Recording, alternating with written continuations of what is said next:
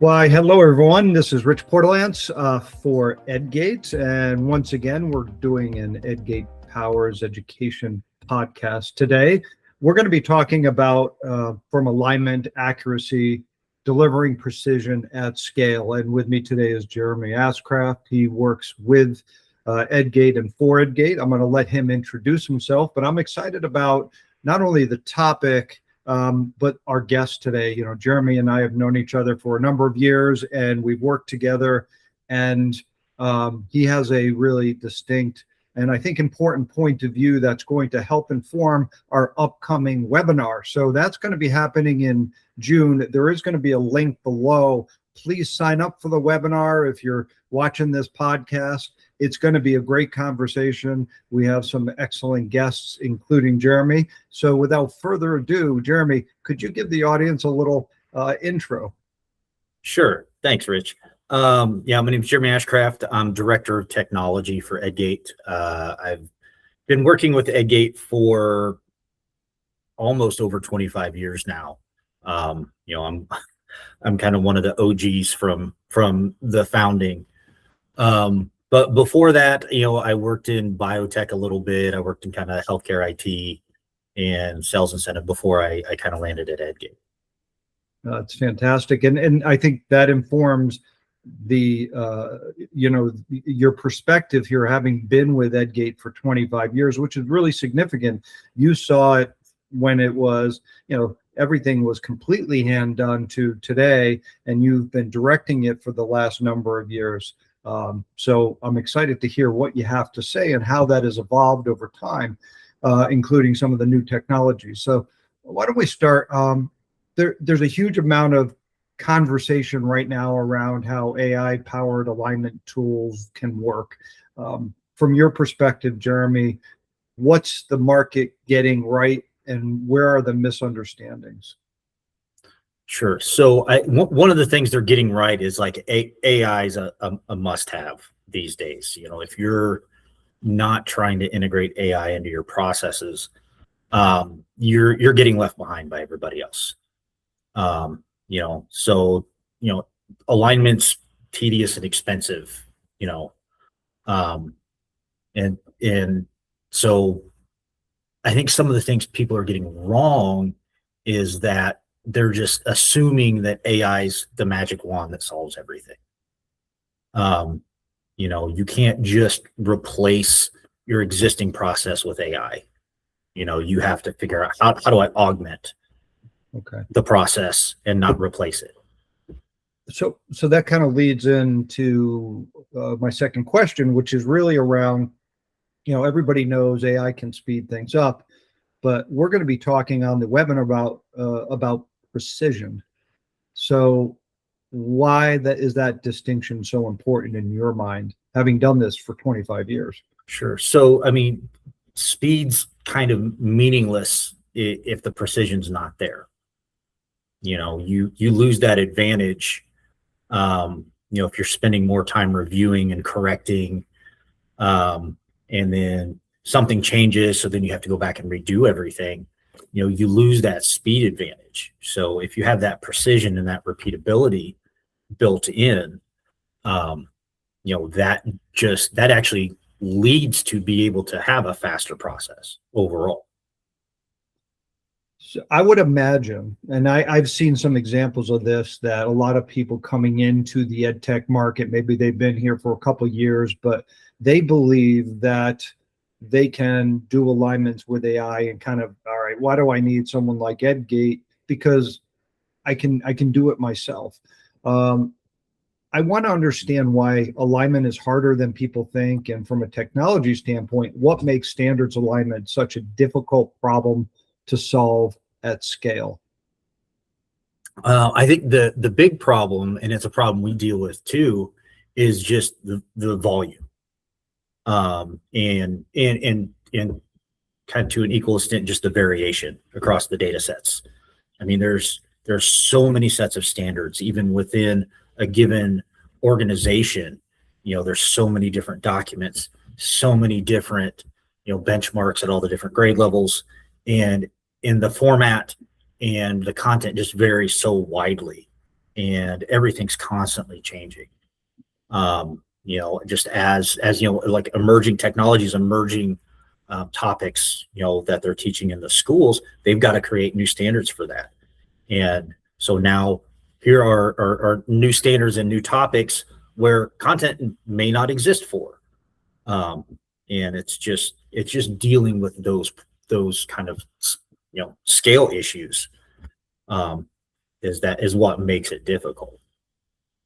So it sounds like, if I had to draw an analogy, that, if you were doing target shooting, it's one thing to have one target and be precise, but it sounds like you have 8 or 10 targets all moving simultaneously, and you have to figure out when they converge and then, be able to hit a shot through all 8 targets in order to make this happen. Yeah. I mean, is that kind of what? Yeah, it's sort of like, something I use is kind of like the spinning plates, example, where, you're constantly got a plate spinning, and, I'm spending time over here dealing with this one while this one's wobbling. And then I got to, keep switching streams all the time. It's just a challenge. So, okay, so it's a challenge. Some people and some alignment systems get close.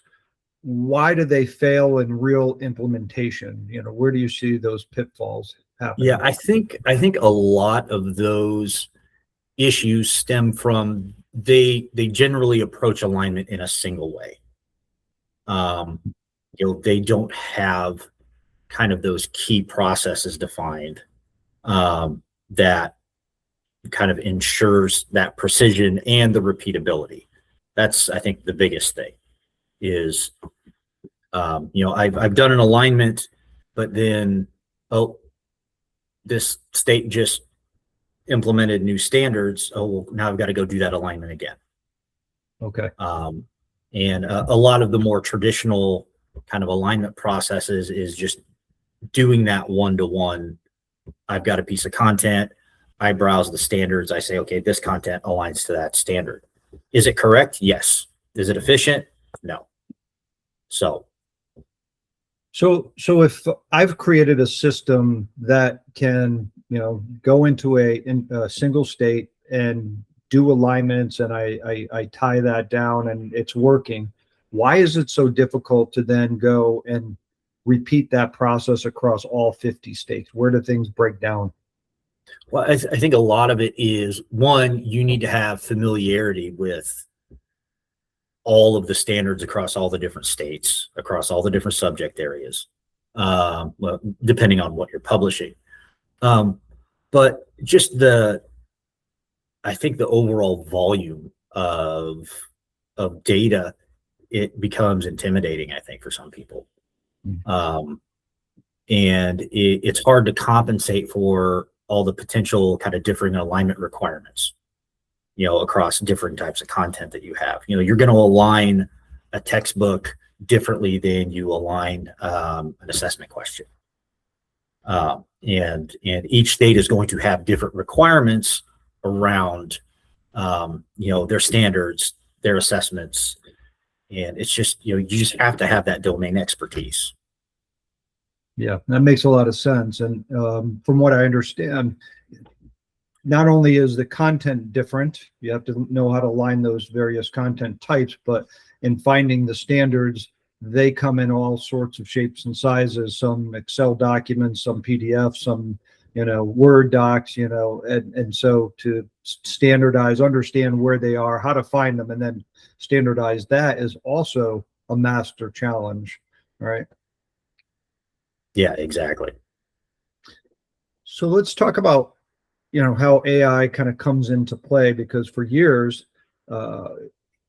we were doing this without AI, or you were, I shouldn't say we were, I think 1996 or so when EdGate started. So it's coming into 30 years or so that EdGate has existed. You've been doing this for 25 years, and this process, like we talked about, was manual. But in that manual process, I guess before I talk about AI, give people a preview about some of the some of the technology or ways in which you do things and the patented process that exists that underlies the work that is done today? Because I know that's really significant and still kind of plays a part into what EdGate does today, correct? Yeah, absolutely. Starting out originally, we did alignment like everybody else did. We took individual pieces of content, aligned them to individual standards. And, one of our founders has, figured out there's got to be a better way to do this. This is too slow. And we've got a lot of content.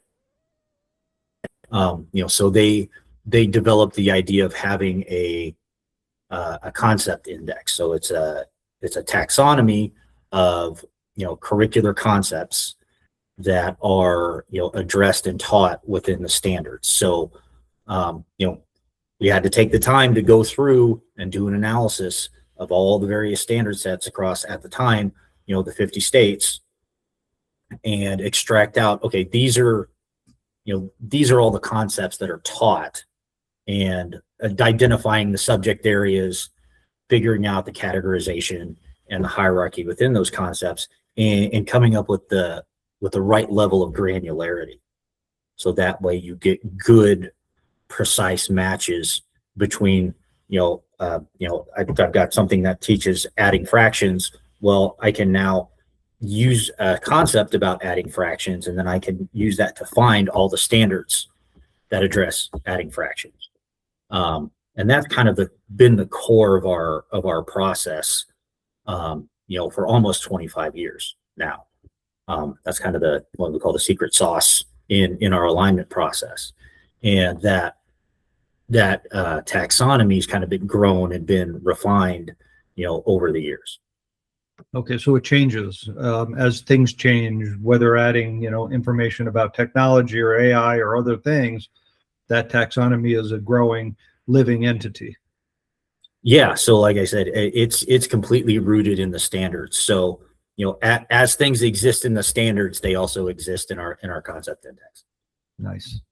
So that concept index now kind of we know the baseline as we as AI is kind of taking shape and generally improving alignment workflow today. Where do you see AI having effect on the process as it exists? Where is it adding workflow improvement? Sure. So one of the things AI is exceedingly good at is automation. So, a lot of the process of alignment, I don't want to call it tedious, but you're able to automate a lot of these kind of very manual tasks, and AI is really good at that. Where you give it an instruction, do this thing 10,000 times, and it'll do that thing 10,000 times. Really good at that. A lot of that automation does provide a lot of short-term cost savings. So those are the things where it's really improving things for folks. Okay.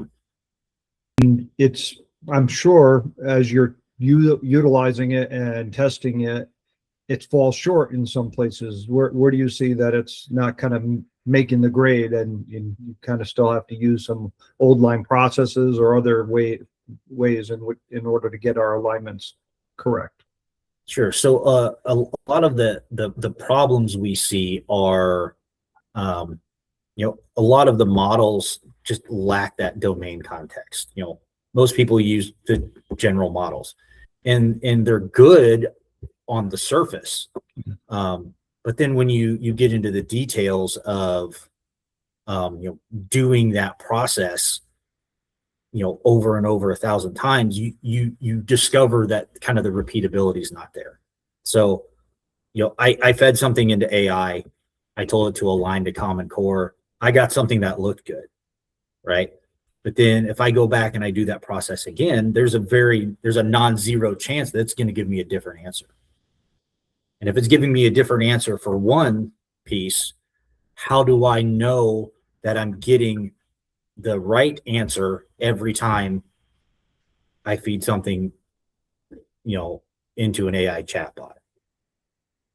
And so that's one of the things that we're trying to solve is, not replacing the process with AI, but how do we improve the existing process using AI? Okay. So it can accelerate process, but it can't guarantee quality. So, you have to be discerning, right? Is there any other nuance to that you think people would want to know? Yeah, I think the other downside to this is not a lot of people are, kind of well versed in, I don't want to say how to properly use AI, but most people think, oh, well, I just go to Chat GPT and I type something in and it gives me something. Yeah. That's their experience. It takes a lot of time to know and understand, how do I craft a prompt? How do I provide proper context for that prompt? How do I then review the response and then, refine and revise? Just a lot of people just don't have that experience yet. So Okay. a lot of people might get frustrated, or they'll just take the first thing that they get back and go, yeah, that's good enough. All right. So that's a good point, Jeremy, is, talk about good enough, what is, good enough, or what do people expect? Is it like an 80% alignment? Is it 90%? What defines good in this space in your mind? Or Yeah, well, I some of what's good as far as like what we internally define as our thresholds, a lot of that just comes with experience over time, where we've done this long enough that we know that if I'm doing some sort of semantic comparison, and I'm making this number up, 85% is we'll consider that good because we trust the system. But when it comes to alignment, being 80% aligned isn't that. I mean, that's just not good enough. Clients are going to want as close to 100% as you can get, especially states, or if you're doing RFPs. They don't want materials that are only going to cover 80% of what they're teaching in the classroom, or 80% of what they're assessing at the end of the year. That's just not going to cut it. And is it true that having the concept index and some of the other proprietary processes that EdGate has allows you to get closer to 100 than if you did this, kind of on your own or with Chat GPT or some other form? Oh, sure, absolutely. So, we have the data, and we've tagged all of the standards with those concepts. So even if you go in, you align your data, you hit 80%, we can show you that, hey, you're only at 80%. Here are the gaps. Here's where you need to fill things in. Here's where your whatever this content set is that you're trying to align to this entire set of standards, you're missing pieces, here, and here. So you've got some content development to do, or you need to add more resources into, whatever this content set is. So that's a powerful tool unto itself, understanding the gaps and the alignment. Yeah. So, kind of talking about, the how, you said that AI is coming in, you're utilizing it in discrete ways, but a long time ago, at some point, you took that manual process and started to automate it with the Exact tool. And I guess first, can you tell people what Exact is? Sure. So Exact is, it's not just a online platform where clients can get in and align content or access aligned content. We designed it to kind of make the process of aligning content to standards as painless and precise as the customer needs require. Some customers need very, very granular alignments, because they're aligning assessment items, or another customer just wants to have good marketing messaging on their website. So they have very broad alignment saying, look at all these standards that we cover. And the nice thing about Exact is it's not just the kind of the do-it-yourself platform. It's also a reporting platform. It's an authoring platform. And then, we have a number of other kind of deliverables that allows you to not just put data into the system, but also consume it. And you can be involved in this alignment process as much or as little as you want to. If you don't want to, handle or bother or touch alignment at all, that's fine. We have consulting services. We can do that all for you and then give you access to the reports and the data. If you want to do everything yourself, great. You can log into Exact, upload your data, do the alignments, run your own reports, off you go. Or if you want to automate the entire process, we have a lot of differing integration points to where, you can integrate it into whatever your content management system is. You can create data there. You can push metadata into our system through an API, have the system auto-align it using our auto-align system, and then you can immediately pull those alignments straight back into your system. So, you've got a lot of options. So you talked about Exact as a DIY tool, so that's customer facing. Is it also something that's used internally to help EdGate do alignments? Yeah, actually, everything that we offer in Exact is just a customer facing version of our own internal processes we use. Okay. So we're so everything you're using in Exact is kind of, battle tested and has been in the field for a long time. So you're doing things the way that we do them.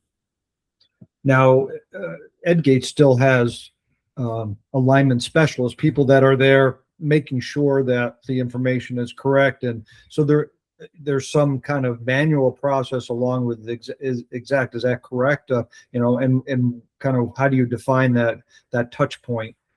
We have a team of subject matter experts that cover all of the subject areas that we support. All of them, have been educators for a number of years. So they all have classroom experience or administrative experience, within schools. And they're very knowledgeable, especially with our concept index. And that's one of the things that makes them so great, that they're so familiar with our internal taxonomy. They can look at a piece of content and they instantly know what concepts should apply to that. And so, we have our internal tool sets that are similar to Exact, or similar to what customers see in Exact, where they can go in and do that tagging. And we do that on behalf of the customer. Then we do the review, and then all the alignments are available. Okay. And quite often I have seen in the marketing and some of the conversations that EdGate talks about alignment as infrastructure. What does that actually mean from a systems perspective? Sure. So, alignment's kind of no longer just a means to sell content into a school district, right? It's a critical piece of kind of the entire ecosystem. Now it's sort of kind of the hidden plumbing, that connects resources across curriculums and grade levels and assessments. So, if you're a student in fourth grade and you have to move in the middle of the year to a different city, and you know that if I'm taking math at my new school, that I'm going to be learning the same things, even if I'm using, different curriculum, different textbooks, what I'm going to learn is the same. And so just having that support for students across that, having support, for teachers in being able to have a fully scoped out, curriculum up front, where, they're not spending their professional development days going in and aligning their lesson plans. That's already done. they can focus their time on, learning how to be better teachers and, not doing the tedium of alignment like, like they used to have to. So it's just a full, like I said, it's more like a utility now, where it just sits in the background and just connects all the dots, across the entire, educational ecosystem. Yeah, that makes a lot of sense. So let's talk about how EDGate enables organizations to correlate content once and then scale alignment across multiple states. You talked about a little bit earlier, but I want to get a little bit more specific because I think that's an important point here. And as you were talking about with the teachers, and we have this alignment as infrastructure idea. How do we take it and correlate once and then scale that? Sure. So if I'm a publisher and I want to align my content, there's a couple of different ways you can approach that. If you want to do it from the kind of conceptual side, you can use our concept index, and you find the specific concepts that whatever this resource is teaching. Identifying sight words or reading from left to right. Those are discrete concepts. And if you know that and understand that, and that's defined for your content, you can find that within our concept index and associate that with that piece of content. Another approach you can take is, if you already have a standard in mind. It's like, I know what this resource is about. I want this resource to align to this specific standard because I know it should. We can, and if you don't have an idea of what exists in our concept index, you can then look at the concepts that are associated with the standard. And you can go, oh yeah, this book addresses that standard. And then we can copy that concept onto that piece of content. And the nice thing with this is once that concept is attached to that piece of content, it now automatically associates with every other standard in the system that addresses that same concept.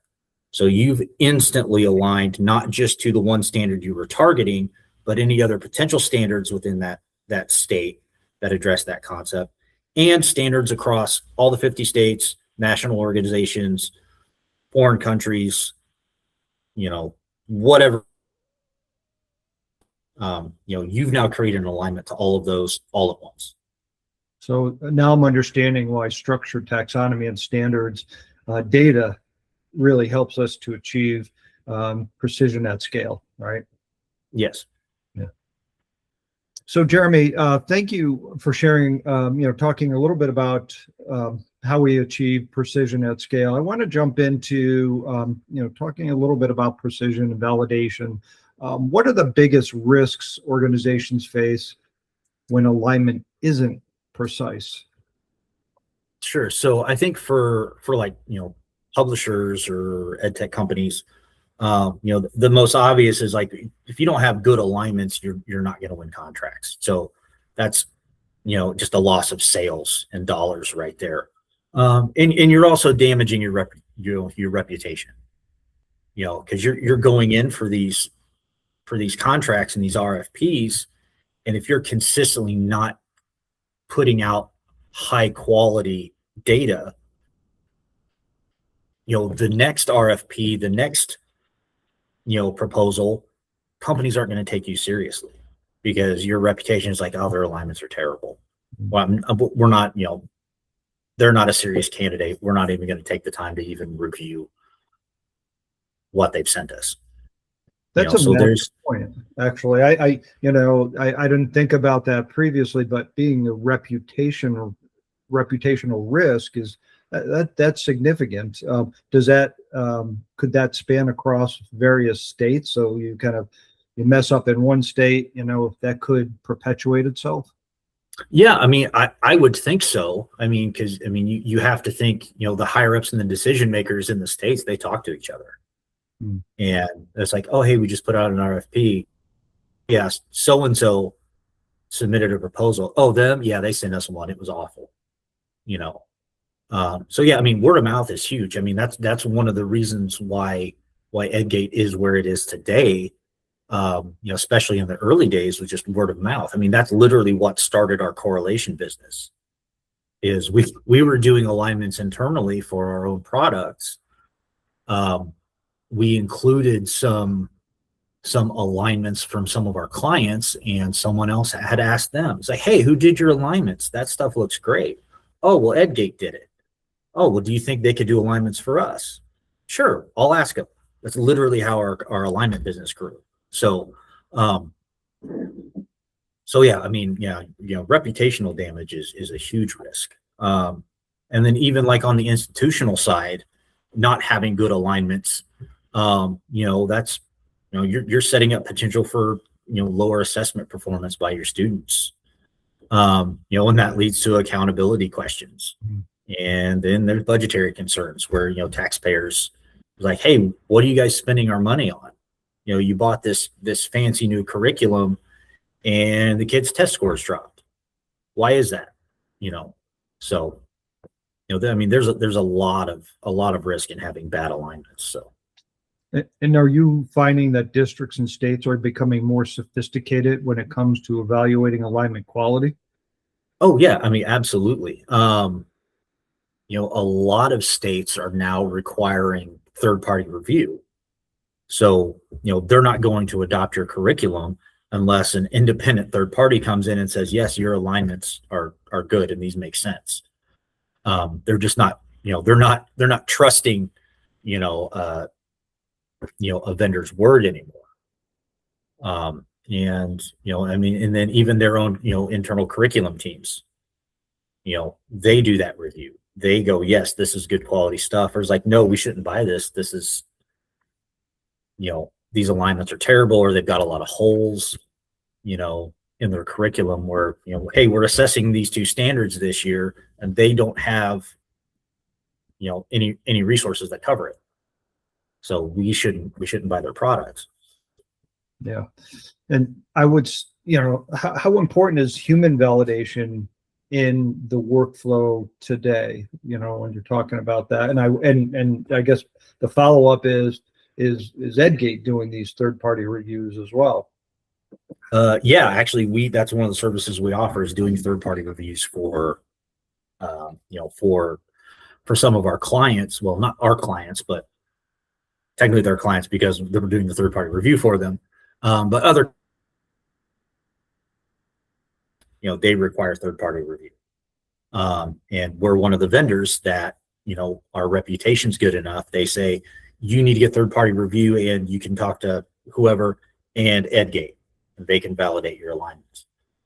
But yeah, I mean, having a set of human eyes is critical, especially given the volume of data that gets processed now. Even with the best systems, not everything's going to be perfect. And you've got to figure out how to surface those critical interventions, when they're appropriate, and have someone, who has the experience and expertise, to be able to, identify the issues and figure out how to remediate them. So that's where those subject matter SMEs come into play for EdGate. Yeah, absolutely. Yeah. Okay. And I guess to top it off, why do you think that purely automated systems struggle with granular standards requirements? Can't they kind of get better over time? I mean, I think they can, but there's always going to be outliers. And because understanding context and meaning is hard. And I always say nothing's going to replace real world experience. Knowing that the context of these two standards, even though the wording is the same, the context in which they're being used is different. It's like if you talk about the students will record data. Okay, well, one's in the context of doing a physics experiment, and the other one's in the context of doing a chemistry experiment. Two totally different things. Same same basic skill, but the applications are different. So then the type of materials you would need to reinforce those would be different. And just being able to know that and understand kind of, this is the domain I'm working in. So therefore, my alignments need to be targeted within that domain. And it's just, the big thing, just identifying a lot of those outliers. And, there's, emerging topics and technologies. And so just having that experience with these and being able to identify, hey, this is new. We've not seen this before. And having someone that has that experience to be able to, it's like, oh yeah, I understand that. I know what the system's trying to do. Here's a correction for it. And things are changing all the time. So that's kind of the part of the problem, like with the repeatability, with a purely automated system is, it's not necessarily going to give you the same result each time. Just because the data source it's analyzing is different than the last one. You asked it to analyze. So there's a lot of nuance to your answer, which I think is really important, because that nuance makes all the difference, right? When you talk about results. How does EdTech help EdTech and publishing companies reduce duplicate or rework within that process?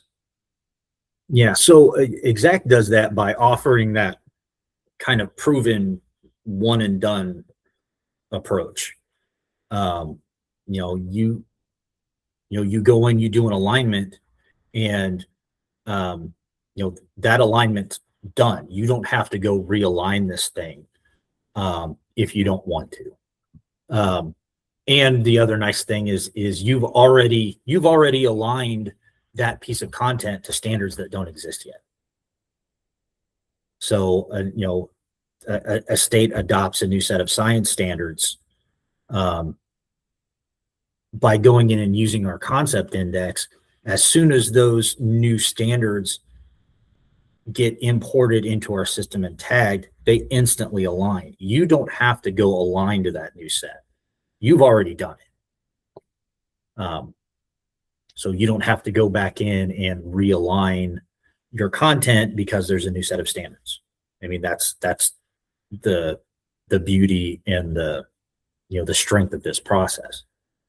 Okay, and I'm assuming within that process, the EdGate is identifying new standards and retagging or re-updating that system and making sure that those new standards are put in place, so that when it comes time to have content realigned, it's automated.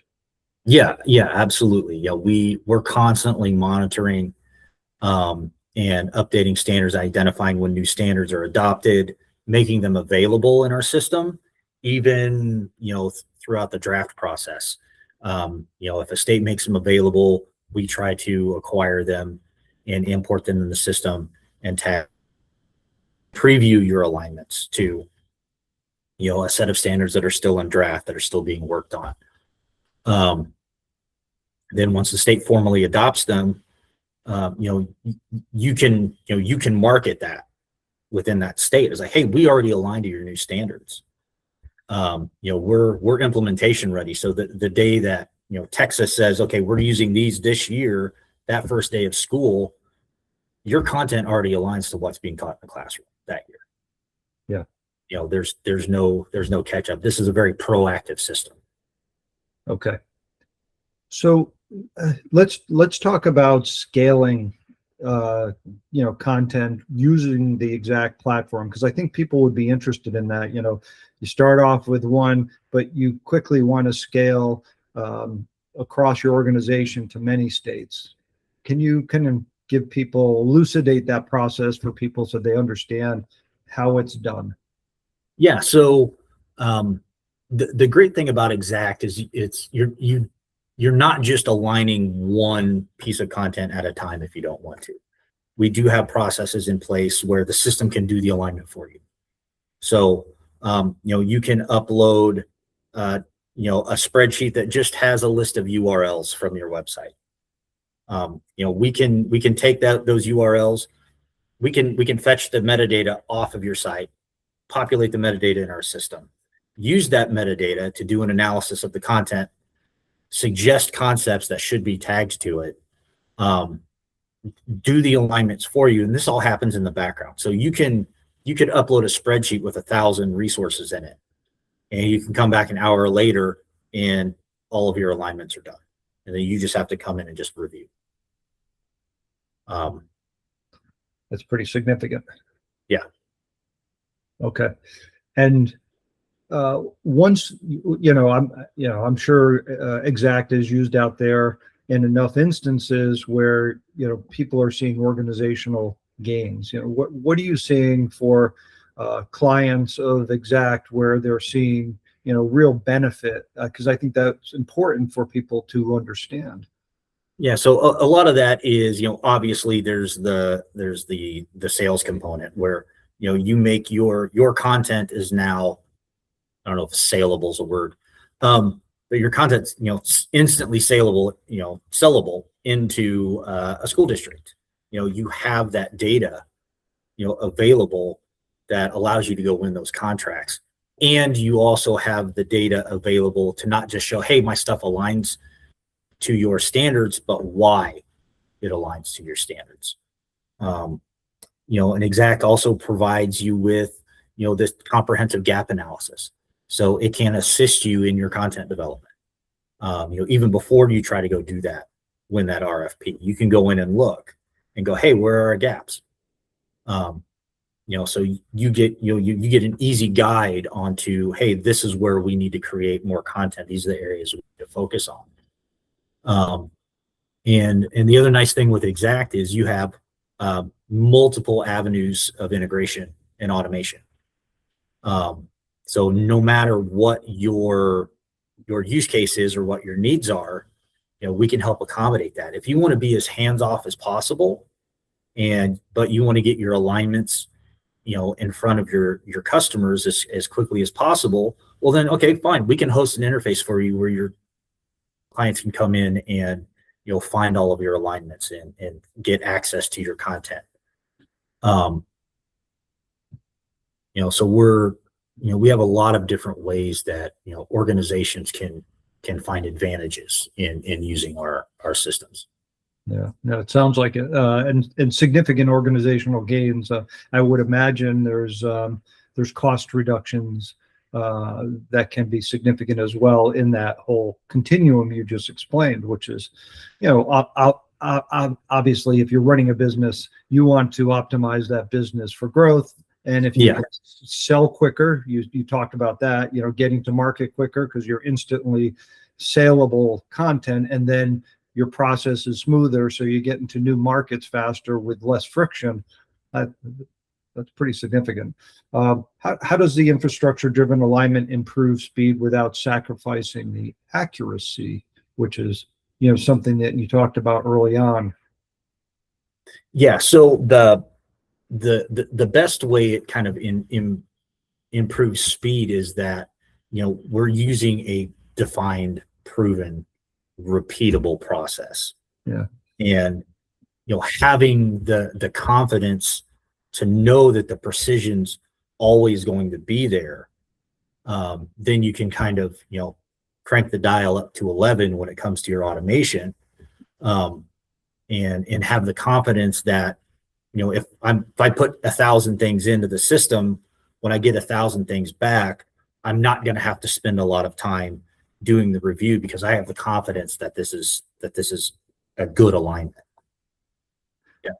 As standards become more detailed and state specific, and we've seen that happen, I think it's fair to say, because of past trends, they are more specific and detailed. And so, I'm assuming that process is going to continue over the next few years. How do you see alignments evolving to meet that need of more specificity and more state in more detail for each of the states? Like, what do you see happening with the alignments to meet that need? Yeah, so I think alignments are probably going to become a lot more context specific, where we're going to see differing types of alignment. So it's not just my content aligns to this thing. It's my content aligns to this thing in a specific way, in a specific context. I think we're going to see a lot more, a lot more kind of additional metadata on top of just an alignment. We're going to see a lot more, alignment. What's the word I'm looking for? Sorry, I'm drawing a blank here. A lot more like alignment relevancy. Okay. This alignment, this is very relevant. This aligns, but it's maybe not as important. I think overall, we're going to see a much larger use of AI in the process, but I think we're going to see AI integrated everywhere. And I think there's going to be a lot more, I think what I'm calling proactive alignment, where you're able to get access to, frameworks faster and sooner, and we're able to do the alignments quicker. And so, you're able to build, curriculums, and be anticipatory to kind of what a state's going to need. I think we're going to ultimately see better cost efficiencies in the process too, just as we improve things and, we're able to pass those savings kind of on to our customers. And I think we're going to have, some people don't like the term generative AI, but, I do think we're going to have a little bit more on-demand content development built into the process, where when you see those gaps, you can instantly create a resource to help address that, as part of the workflow, where you don't have to then kind of, okay, stop the presses. We've got to go back and rework this whole module. It's, just create me a quiz that covers that standard, and you can do that instantly. And I think one of the big things we're going to see with alignment is I think we're going to see a lot more crossover into other segments, like career readiness, CTE. How do we transition these K-12 curriculum classroom concepts? How do these translate into the real world? And I think we're going to see a lot more alignment around, standards and content, not just how they align to each other, but how do they align to, real world skill sets. I think that's an important point. I had done a panel on durable skills and what students will need to be prepared for the work of the future, which is somewhat unknown, right? And so how do you build standards that are adoptable? And part of the theory is that baking in those durable skills is going to be critical. So I think there's going to be a different view on what a standard is, or more detailed, perhaps, like as you just pointed out, to incorporate those durable skills to ensure that students aren't just learning about academic elements, but learning how to creative problem solve, or have executive functioning, or interpersonal communication skills, because that's what they're going to need in order to adapt to whatever the future is, right? Yeah. So capabilities within organizations, if I'm a publisher or an EdTech provider today, what do you believe that I would need today and going forward into the future in order to stay competitive? Well, obviously we're talking about alignment. So any resources you're trying to sell into the market, you have to be able to show alignment to, a state standard, or some competency framework, or some course catalog, whatever you're trying to sell into. You're going to have to show how your content is relevant to what that organization is doing. I think that's the main thing. And so, so a lot of the capabilities that we provide, yes, we help you do alignments, but we also, we help you see those gaps. Where are you missing things? And then I think moving forward, one of the things that we want to try to help our customers with is providing them, not just the alignment capabilities, but to be able to expose like more market intelligence. Here's the trends and standards, within this state. Here's what's been in the news. Here's where we think, things are headed. In terms of how states, do assessment, being able to make that information more available to our customers so they can better adapt into the market. And then also provide them with ways to be able to show the data. So it's not just, here's how my content aligns to your standards, but here's the type of impact that it's going to make with the students. These are the types of changes you're going to see. These are the types of improvements you're going to see. And these are the reasons why we think, our content is going to, help your students achieve, have, better visibility into, student performance. So just a reminder to everybody, Jeremy is going to be joining us for our upcoming webinar, From Alignment to Accuracy, Delivering Precision at Scale. We're excited and we appreciate, Jeremy, you giving us all this wonderful information today. I have one final question and then we'll close it out. And go to the link below, click, and please register for the webinar. It's upcoming here in June, just a couple short weeks away. And so final question, Jeremy, what does Precision at Scale ultimately enable that one-off alignment projects never can? I think the most important thing is it just enables market readiness. You're ready, you're ready to sell your product. You're ready for that adoption. You're ready for that RFP. So you don't have to spend the time preparing for it. You've already done the work, and you can immediately go there. And I think the other thing is it enables instant adaptability. So it's not just I'm ready for Texas. I'm ready for Florida. I'm ready for California. I'm ready for England. I'm ready for New South Wales and Australia, or being able to kind of adapt your curriculum in ways that depending on where to sell into, the needs for New York are very different than the needs in Texas. Especially with some of the politicization of education. You've got to be very careful in how you present your content. And I don't want to say alignment's not political, but alignment's a very, you're trying to show a very objective, reasoning as to why your content is applicable to that standard. And being able to have all of those capabilities across all of those different markets and all those different segments, you're not going to get that by opening up ChatGPT and saying, align my quiz to the Common Core standards. You're going to have to go back and do that every single time.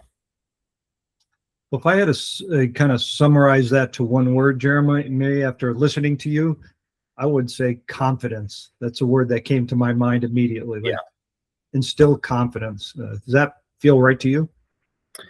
Yeah, I think so. It's just, you're having the confidence in not just the services that we may have provided you, but your confidence in the market, that you can walk in, you can walk into that meeting room and know that